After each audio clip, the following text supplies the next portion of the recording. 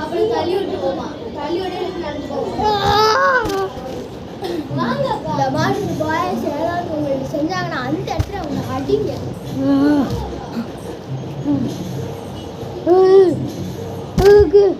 Girls கிட்ட மோதுறதுக்கு subscribe பண்ணிட்டு போங்க. பாய்.